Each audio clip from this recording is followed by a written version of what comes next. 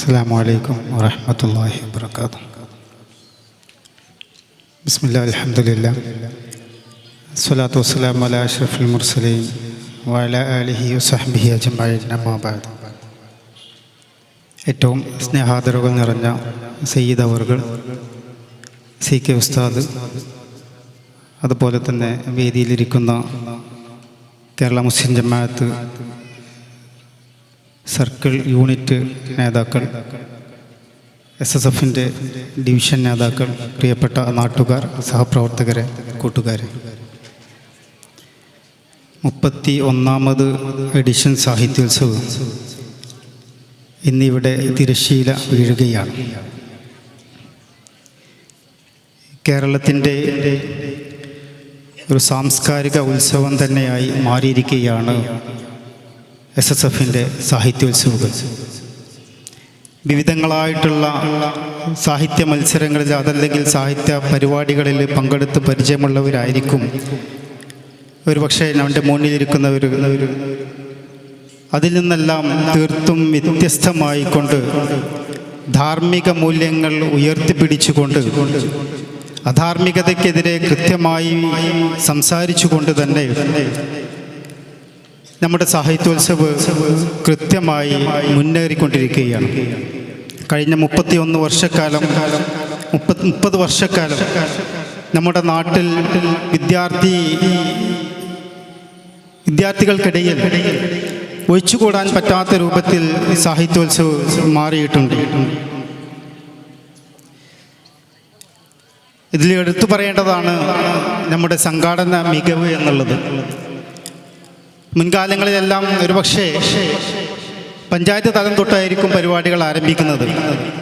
പക്ഷേ ഇന്നത് ഫാമിലി സാഹിത്യോത്സവം മുതൽ ആരംഭിക്കുകയും വീടിൻ്റെ അകത്ത് നിന്നുകൊണ്ട് തന്നെ പാട്ടും പ്രസംഗം ഒരു മത്സര ഇനമായിട്ട് തന്നെ അവതരിപ്പിച്ചുകൊണ്ട് സമൂഹത്തിന് മാതൃകയാവുകയാണ് SSF. അവിടുന്ന് തുടങ്ങിയ ബ്ലോക്കിലും സെക്ടറിലും ഡിവിഷനിലും ഉൾപ്പെടെ ദേശീയ തലത്തിലേക്ക് വരെ ഇന്ന് സാഹിത്യോത്സവം വളർന്നിട്ടുണ്ട്. വർത്തമാനകാലത്ത് ഇന്ന് ഇവിടെ ഇരിക്കുന്നതിനേക്കാൾ അപ്പുറം ആളുകൾ ഒരു പക്ഷേ പുറത്ത് നിൽക്കുന്നുണ്ടായിരിക്കും. അവരിൽ നിന്നെല്ലാം മാറി ചിന്തിച്ചുകൊണ്ട് സംഘടന ഉദ്ദേശിക്കുന്ന, അതല്ലെങ്കിൽ ഇസ്ലാമിൻ്റെ ആദർശങ്ങൾ ഉൾക്കൊണ്ടുകൊണ്ട് തന്നെ അതിൻ്റെ പ്രബോധനത്തിന് വേണ്ടി ഇന്നിവിടെ ഒരുമിച്ച് കൂടിയിരിക്കുന്ന എൻ്റെ പ്രിയപ്പെട്ട കൂട്ടുകാർ, ഇതും ഒരു സംഘടനാ പ്രവർത്തനമാണ്, അതല്ലെങ്കിൽ ഒരു ഇസ്ലാമിക ദഅവ പ്രവർത്തനമാണ് എന്ന് ഉൾക്കൊണ്ടുകൊണ്ട് തന്നെയാണ് ഇവിടെ ഇരിക്കുന്നത്. ഒരുപക്ഷെ നാളെ ഈ സ്ഥാനത്തിരിക്കുന്ന, അതല്ലെങ്കിൽ ഒരു പ്രഭാഷകനായി, അതല്ലെങ്കിൽ ഒരു പാട്ടുകാരനായി, ഒരു എഴുത്തുകാരനായി നമ്മുടെ മുന്നിൽ ഇരുന്ന് പ്രസംഗിക്കേണ്ടുന്ന, എഴുതേണ്ടുന്ന ആളുകൾ ഒരുപക്ഷെ ഇന്ന് ഈ ഒരു പരിപാടിയിലൂടെ ഉയർന്നു വരും. സമൂഹത്തിൽ